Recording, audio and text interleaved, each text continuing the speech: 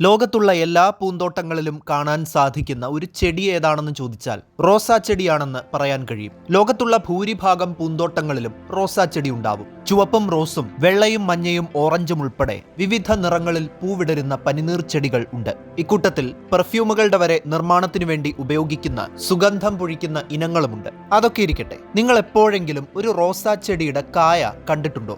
ഇതാണ് സംഗതി.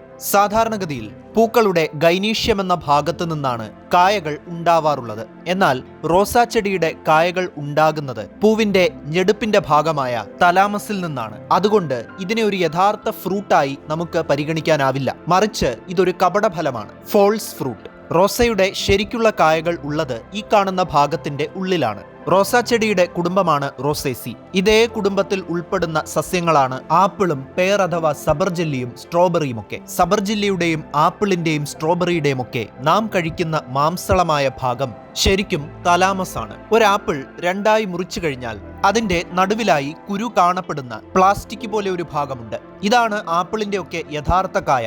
കശുമാങ്ങയുടെ കാര്യമെടുത്താലും നമ്മൾ കായ എന്ന് കരുതുന്ന അതിന്റെ ഭാഗം ശരിക്കും ഞെടുപ്പാണ്. മാംസളമായ ഞെടുപ്പിന് താഴെ കശുവണ്ടി കാണപ്പെടുന്ന ഭാഗമാണ് കശുമാങ്ങയുടെ കായ.